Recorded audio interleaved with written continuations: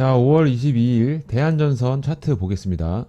자, 안녕하세요. 함께 성장하는 채널 전업투자자 이성범입니다. 영상 시청하기 전에 좋아요와 구독 눌러주시면 감사하겠습니다. 자, 그럼 종목 분석에 들어가기 전에 이 주식에 있어서 중요한 내용을 하나 먼저 짚어드리고 넘어가도록 할 텐데요. 이 주식에 대한 잘못된 인식 자체를 먼저 올바르게 정립할 필요가 있습니다. 자, 하나하나 볼 텐데, 이 먼저 주식이라는 게 어떤 종목이든지 매수 근거를 들어서 우리가 시나리오를 세울 수는 있지만 이 정답은 없고 아무도 모릅니다. 이제 오랜 시간 전업 투자를 하면서 꾸준히 돈을 벌어온 저라고 할지라도 모른다는 말입니다. 자, 이 얘기를 드리는 이유는 간혹 이제 특별한 기법이나 뭐 필승 매매법 이런 게 존재한다고 믿는 분들이 계시는데 그런 거는 이 세상에 없다는 걸 말씀을 드리는 거고, 혹시나 더 주변에 그런 게 있다라고 말하는 사람이 있다면 믿고 걸으시는 게 좋습니다. 사기꾼입니다. 자, 그리고 이제 무언가 이 시장에서 확신을 갖고 접근을 하게 되면 크게 다칠 수 있다는 걸 다시 한번 강조드리고 싶고요. 언제든지 내가 틀릴 수 있다는 걸 인정을 하고 받아들여야 됩니다.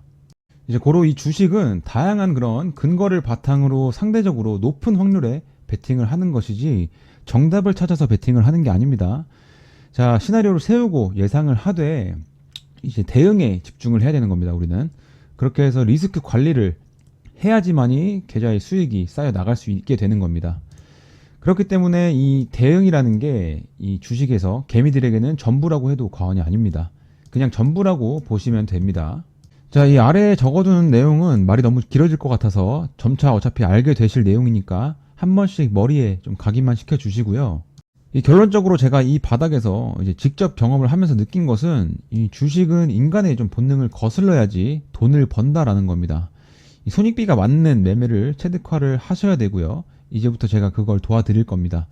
자, 말이 너무 길었는데 이쯤 설명드렸으면 제가 하고자 하는 말이 무슨 뜻인지 이해하셨을 거라고 생각을 하겠습니다. 그럼 이제 차트 볼 텐데요. 본격적으로 차트 보시기에 앞서 영상에서 제가 미처 다루지 못한 그런 심화적인 내용들이나 지표 설정 혹은 이제 따로 궁금한 부분들은 저희 구독자분들 커뮤니티가 따로 있으니 카톡방에 입장하셔서 편하게 물어보시면 되시고요. 자, 들어오시는 방법은 여기 보시는 영상 하단에 이 더보기를 클릭하시면 링크가 보이실 건데, 제가 고정 댓글에도 이렇게 추가로 똑같이 올려둘 예정이니까 그냥 클릭하시면 간단하게 입장이 가능하십니다. 제가 이 방 같은 경우에는 이 유튜브 채널에도 도움이 될까 싶어서 추가로 운영을 하게 됐는데, 들어오신 구독자분들도 이제 도움이 많이 된다고 하셔서 조금 더 열심히 운영하려고 노력 중입니다. 자, 근데 요즘 유튜브를 보면 죄다 뭐 전화번호를 올려놓고 뭐 문자를 남겨라 이렇게 하는데, 제가 남겨봤더니 이상한 문자랑 전화가 계속 오더라고요. 다들 조심하시고, 이것들은 차단을 해도 번호를 바꿔서 계속 오는데 참 요즘 보면 문제가 많습니다. 저는 여러분들 전화번호 같은 건 당연히 알고 싶지도 알아야 할 이유도 당연히 없습니다. 그래서 개인정보가 전혀 남지 않으면서 이렇게 언제든 들어오고 나갈 수 있는 카카오톡으로 운영을 하게 됐고, 저도 무료로 운영하고 있는 만큼 들어오시는 분들도 비상식적인 행동은 안 해주시면 감사하겠습니다. 이렇게 좋은 마음으로 운영하고 영상을 찍는 만큼 최대한 좀 이 방도 클린했으면 하는 바람이 있습니다. 방에서는 장 전에는 뉴스나 시황도 올려드리고, 장중에는 매일 이슈나 종목에 대한 브리핑도 같이 올려드리고 있으니까 참고하시면서 아침 신문 읽듯 읽어보시면 많이 유용하실 겁니다. 자, 그럼 이제 차트 보겠습니다. 우선 현재 가장 시장에서 핫한 테마 중에 하나인 이 전선 테마죠. 그 중에서 대장인데요. 시가총액도 3조 6천억으로 상당합니다. 최근 전선주들이 이 전부 52주 신고가를 갈아치운 상황인데, 다들 아시겠지만 이는 이 구리 가격이 사상 최고치를 돌파하면서 영향을 받고 있는 거죠. 이 차트를 보더라도 단기간에 지금 130%가 넘는 이런 상승이 나왔는데요. 현재는 이제 이틀간 하락을 하면서 가격 조정에 들어간 모습입니다. 이후에 기간 조정까지 더 이어질 수도 있고, 상승폭이 아무래도 이렇게 큰 만큼 가격 조정으로 인한 눌림도 더 깊어질 수도 있습니다.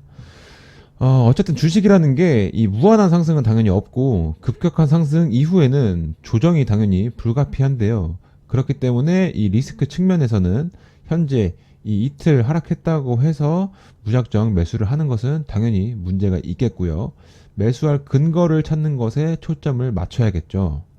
개인적으로 전선주들의 상승 추세가 장기간 이어질 가능성이 크다고 보고는 있지만 이 차트나 그리고 수급 동향을 보면 이 꼭대기 부분에 개미들에게 물량을 넘긴 것을 알 수가 있는데 적어도 신용 매수 그리고 미수 물량들은 전부 털어내겠죠. 이 주가를 주도하는 주체가 가격 조정을 어디까지 보고 있는지는 알 수 없습니다만 이 상한가를 갔던 5월 13일 이때 장대 양봉의 허리까지는 눌릴 가능성이 있습니다. 많은 경우에서 이 장대 양봉의 허리는 의미 있는 자리로 많이들 보는데요. 자, 1년 전쯤에 여기서 이 과거에 저항으로도 작용했던 그 자리입니다.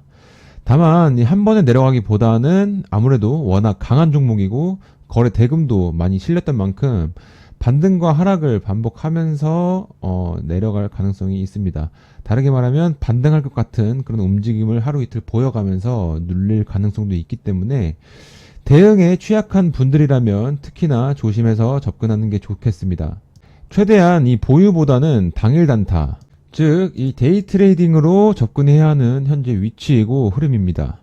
이런 단기간 급등 종목에서의 스윙은 이 초보자분들에게는 리스크가 너무 크죠. 대응을 잘 못하시기 때문에. 자, 앞으로 지켜봐야겠지만 이 전선주들이 강한 것은 제가 앞서 구리 때문이라고 말씀을 드렸는데요.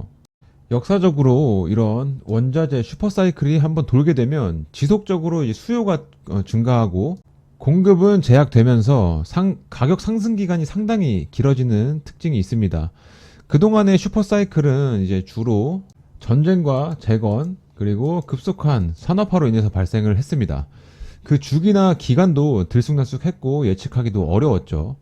이 중 이제 중국 경제가 주도한 그 마지막 슈퍼사이클이 가장 크고 강하고 길었는데요.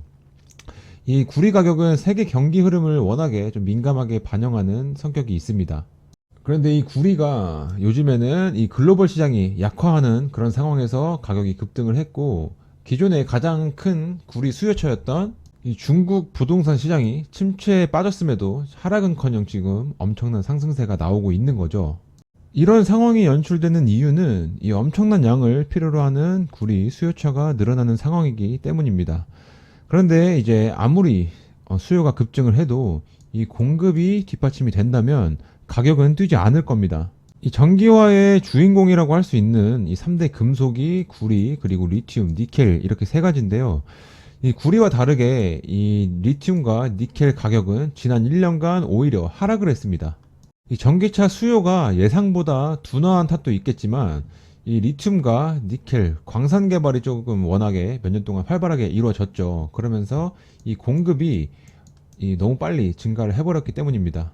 그러나 이 구리는 공급을 크게 늘리기 어렵다는 게 문제인데요. 이 엄청난 양을 필요로 하는 이 수요처가 전 세계에서 지금 동시다발적으로 늘어나고 있는 상황에 이제 구리 같은 경우에는 지정학적 그리고 환경적, 경제적, 기술적인 이런 문제로 인해서 가로막혀 있는 상태이기 때문에 이 공급이 뒷받침이 되기 어려운 상황이라는 거죠. 그렇기 때문에 이 구리라는 금속 원자재 하나가 이 주식시장에 미치는 여파가 현재 상당하지만 바꿔 말하면 이 구리 공급 확대에 대한 기사 혹은 구리를 대체할 그런 금속이 출현한다면 어떤 상황이 될지는 따로 말 안 해도 상상이 되시죠. 그런 가능성을 절대로 배제하시면 안 됩니다. 이런 단기 급상승 테마는 악재로 작용하는 뉴스 하나에 굉장히 민감하게 반응을 하는데요. 그렇기 때문에 특히나 이런 고점 부근에서는 섣불리 보유를 하시는 건 리스크에 그대로 노출된다고 보시면 되는 거고 고점일수록 단타로 접근을 해야 되는 이유입니다. 자, 오늘 나온 기사를 하나 보여드리자면 자, AI 수요는 아직 구리 가격 거품론이라는 제목의 기사입니다. 자, 주된 내용은 결국 현재 구리 가격에 거품이 끼었다는 분석이 나온다라는 내용이고요. 아래에 그 근거를 살펴보자면 지금 소비국인 중국의 수요가 증가하지 않았고 구리 가격이 실제 수요보다 앞선 상황이라고 합니다. 그리고 구리 생산량 또한 여전히 많은 상황이라고 하는데요. 결국 이 구리 생산량을 줄이겠다고 발표하면서 주가가 뛰어 올랐지만 실제 중국의 정제 구리 생산량은 오히려 늘었다라는 내용의 기사입니다. 냉정하게 말하자면 이 기사 자체는 악재지만 또 악재라고 볼 수는 없는데요. 어찌됐든 이 앞으로 구리가 많이 쓰일 수밖에 없고 공급이 수요를 따라가기 어렵다는 건 아직까지도 유효하기 때문입니다.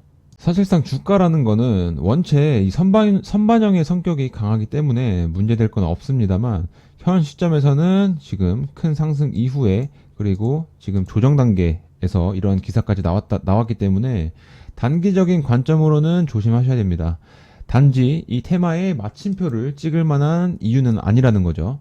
오늘 대한전선을 다뤄봤는데요. 영상을 보시면서 이해가 안 되시거나 추가적으로 궁금하신 것들은 제가 앞서 소개해드렸던 이 카톡방에서 물어보시면 되겠습니다. 그럼 오늘 영상은 여기서 마무리하도록 하고 구독자분들은 카톡방에서 뵙겠습니다. 감사합니다.